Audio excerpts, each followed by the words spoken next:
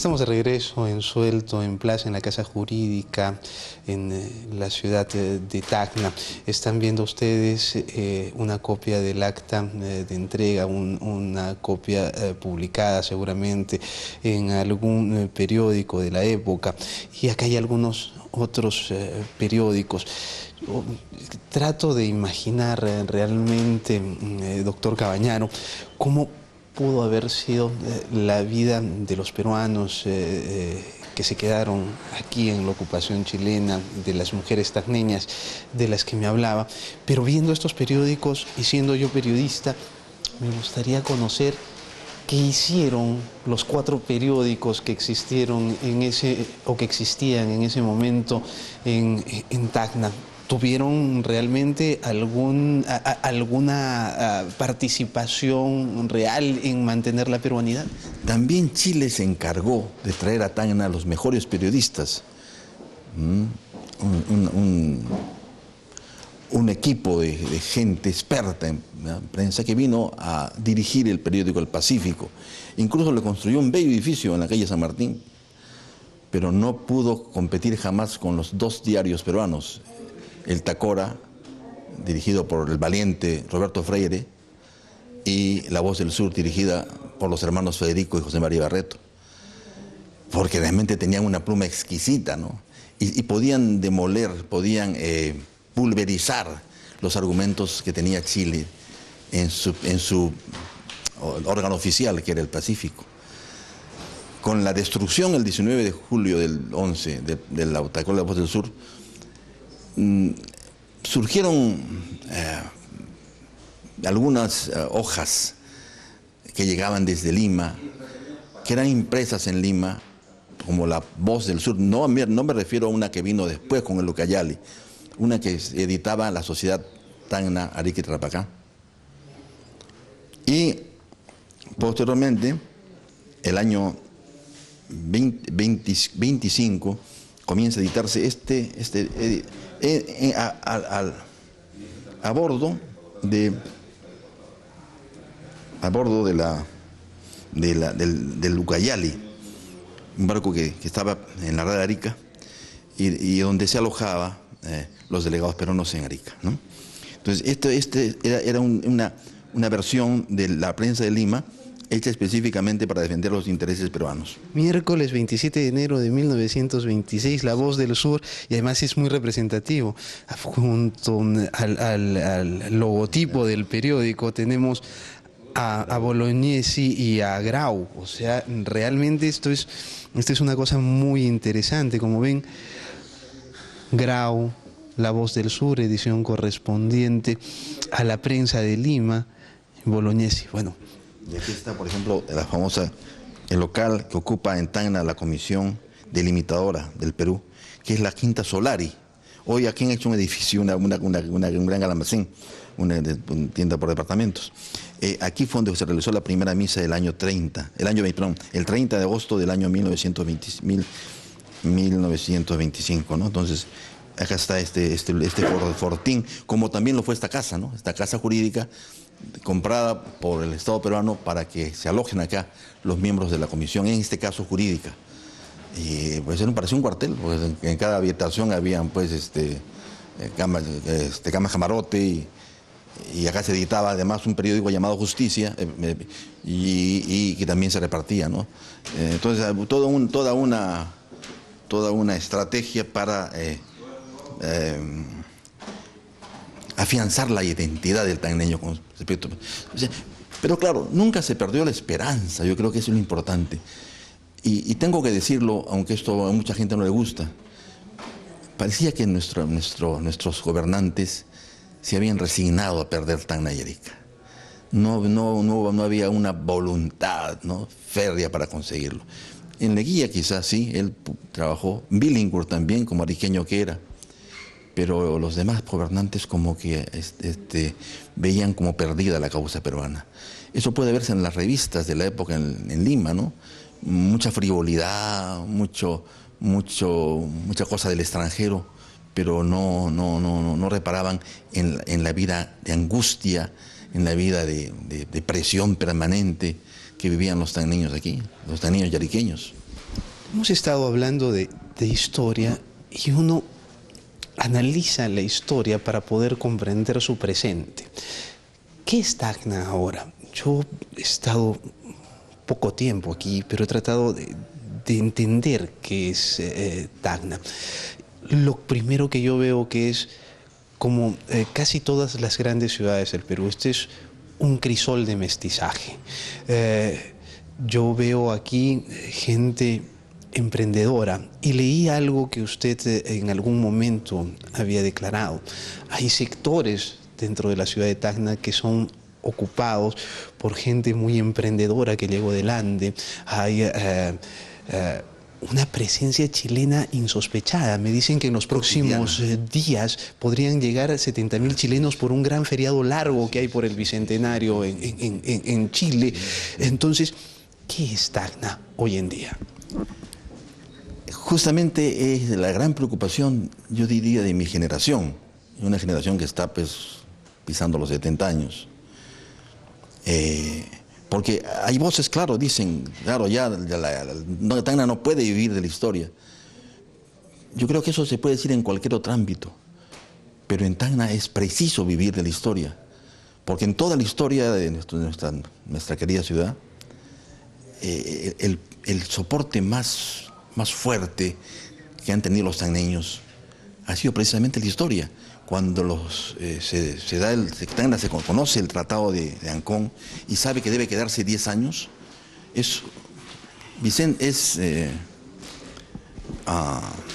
Rómulo Cunio Vidal, en una reunión, una asamblea que se realiza en el Orfeón, con los locales más amplios que había, y en el Orfeón, él les dice a los demás: tenemos un ejemplo en la historia. Los tacneños siempre respondieron valientemente, valerosamente, frente, por ejemplo, a la ocupación española, ¿no? Respondieron con Cela y respondieron con Pallardelli, y cuando llegó Miller lo respaldaron, y cuando llegó el Calderón de la Barca y José Gómez, ¿no? Toda una vocación por la libertad, por la democracia, por la constitucionalidad. Siempre, el año 42, un botón que defendió la legalidad de Manuel de Menéndez. El 64 en Tacna se inicia todo un movimiento para protestar contra el Tratado de Banco Pareja. Siempre ha habido una actitud, incluso después de la guerra, la resistencia en Tacna, de Albarracín, la resistencia de Pacheco Céspedes. Entonces, estas cosas él se las cuenta al pueblo. O sea, la historia no es una fábula, un cuento para adormecer. La historia es un imperativo para que también cada generación aporte a esa historia, ¿no? Ese es un poco el mensaje que les da Cunio Vidal. Y en todas las proclamas y en todo, Tacna alude ¿no? a su lealtad al Perú, a su etcétera. Y por ejemplo, ese es el gran soporte de la fuerza espiritual de Tacna, ¿no? Entonces, actualmente, como digo, hay mucha gente que llega masivamente. Entonces, traen otras costumbres, otra axiología, otra forma de ver el mundo. Los chilenos llegan a Tacna, al Hospital de la Solidaridad, a los consultorios médicos, odontológicos, compran cosas aquí, compran ropa aquí y luego van a los restaurantes, comen aquí, ¿verdad? Claro, algunos se quedan.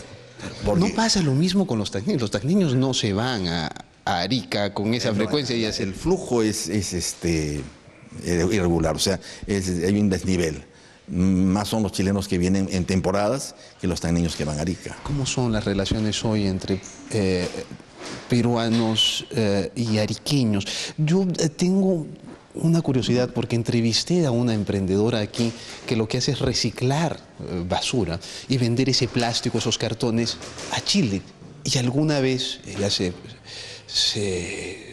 enfrentó a alguna gente que le decía: antipatriota, no le vendas a los chilenos, vende a los peruanos, por ejemplo. Claro, hay una serie de actitudes. O sea, si hacemos un muestrario de actitudes, hay desde mucha gente que está permanentemente pensando contra Chile, ¿no? O sea, en todos los ámbitos, deportivo, social, económico, ¿no?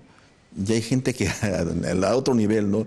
Piensa que ya pues, es tiempo de buscar una salida, ¿no? Una cuestión armónica, que todos debemos apuntar al futuro, que tenemos que unirnos los americanos como si unirnos los europeos. Hay toda una... Entonces, pero es un abanico, toda una cantidad de posibilidades respecto a esto, ¿no? Ahora, lo importante para mí es el valor de identidad.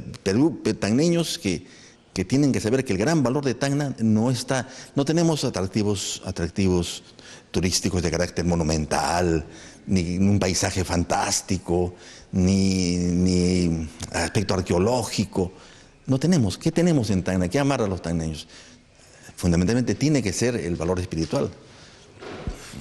Hablando de ese valor espiritual, le voy a pedir a la cámara que se acerque a esta vitrina donde hay algunas fotografías muy importantes. Y vamos a empezar por esta parte de arriba, porque son fotos históricas. Explíquenos cuál es la secuencia. La primera foto es la foto que tomó un encargado de la prensa de Lima, el fotógrafo Baselli, que tomó todos los actos de la entrega. Estamos en esta casa en 1929. El 28 de agosto de 1929, después de la firma, todos están muy bien ataviados, después de la suscripción de la firma. Esta foto sí más bien es en Lima, después de la firma del tratado del 3 de junio del 29, porque aparece Figueroa Larraín, que fue el que firmó por parte de Chile el tratado del 3 de junio, el tratado de Lima. Está Radigamio, etcétera. Entonces, esa foto tiene que ser de junio, del 3 de junio del 29. Esas son fotos protocolares, ¿verdad? Protocolares. Esta es la primera masiva. Esta foto es muy interesante y se ha conocido, yo diría, hace 30 años. No, antes no se conocía. Se conoció porque se encontró un negativo de esta foto en una familia de Lima, descendiente de Baselli, que la pudo ofrecer. Y de ahí se sacó esa foto importante donde, después de firmarse el tratado aquí, un asunto protocolar, cerrado, ¿no es cierto?, no masivo, la gente esperaba afuera impaciente en la calle Cela y el pasaje Vigil. Entonces, así como había un acto protocolar cerrado, tenía que haber un acto pues popular para demostrar el cambio de régimen, ¿no?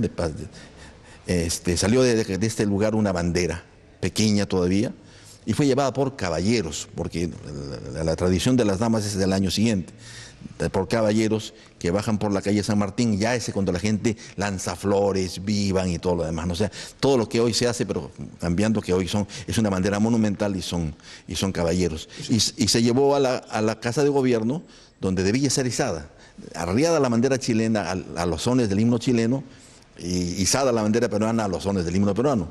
Pero como se conoce, ¿no?, se cortó se dejó la driza en una hebra. Entonces al momento de izar la bandera se rompió. Entonces el momento esperado por el pueblo iba pues a deslucirse, se abortó, naufragó. Entonces acá hay un hecho importante. Unos jóvenes que por mucho tiempo permanecieron inéditos, desconocidos, como Edgar Emerson y Armando Vargas Pimentel, tomaron la bandera, subieron por el interior de la torre de la catedral, levantaron la calamina de la torre de la catedral y en la parte más alta de la ciudad hicieron flamear la bandera. Entonces ahí sí la eclosión fue profunda, la gente se arrodilló, se abrazó, lloró, vivió al Perú, y entonces sí la banda comenzó a tocar el himno y fue un momento pues sublime, ¿no?, de una gran emotividad, ¿no? Eso fue el 28 de agosto. Ahora, este paseo tenía que realizarse al próximo año, o sea, el año 30. Y se hizo un ensayo, se llamó ensayo prácticamente, el 28 de julio.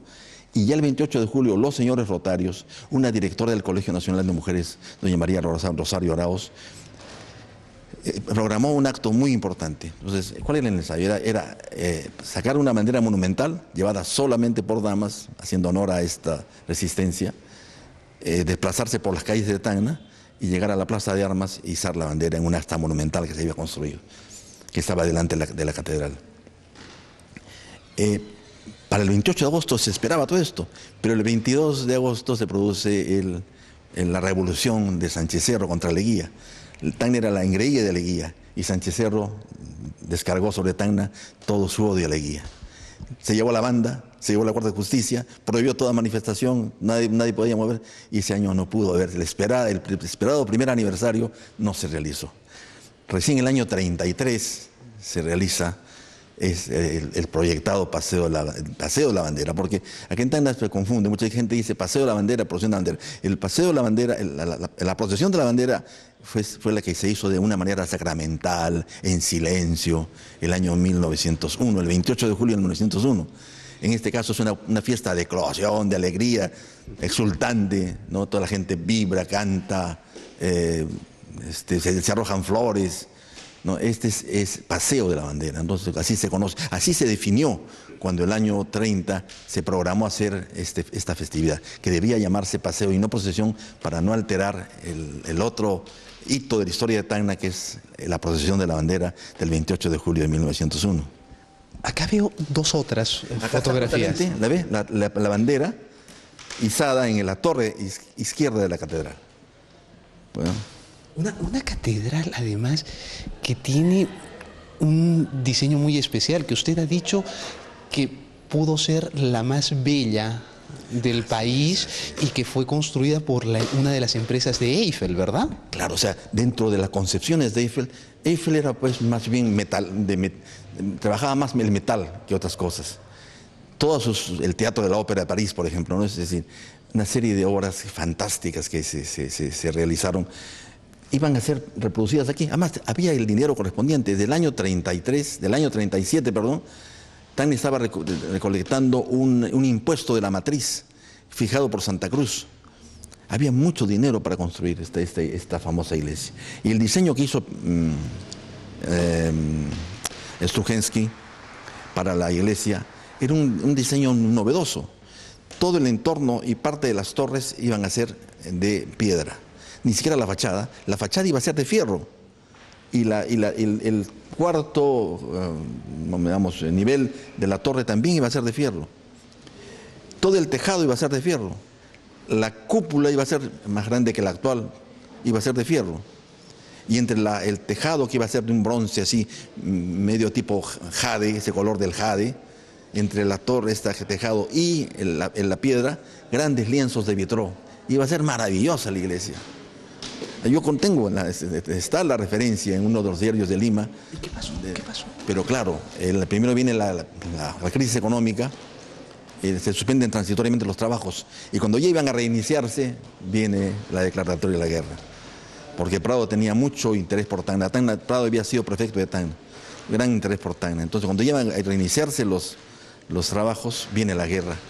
Y se estuvo, pues, todo el tiempo que estuvo la guerra, estuvo la catedral ahí inconclusa, ahí, parecía un barco naufragado, encallado, ¿no? Un barco encallado, con sus dos torres que parecían los mástiles del centro de la ciudad, una fortaleza, parecía una fortaleza medieval, ¿no? Puedo entender de lo que hemos conversado que la etapa republicana de Tacna fue muy importante. Fueron realmente gente de comercio próspero, de cultura casi europea, luego un tiempo de ocupación donde me imagino que la austeridad formó mucho a esas familias, además del patriotismo, su espiritualidad, su deseo de regresar al Perú, de oponerse al ejército opresor. Y ahora vemos una Tacna distinta, diferente. ¿Se atrevería usted a decir cuál es el perfil del tacneño del siglo XXI, de inicios del siglo XXI? Yo creo que hay varios perfiles de tacneños. Estamos los tacneños viejos, un poco los catones, ¿no? Que no queremos abdicar a lo que significa Tacna. Hay un otro grupo de gente que está enfervorizada, está llamada, está endulzada por el asunto comercial, digamos. Hay un delirio mercantil, ¿no?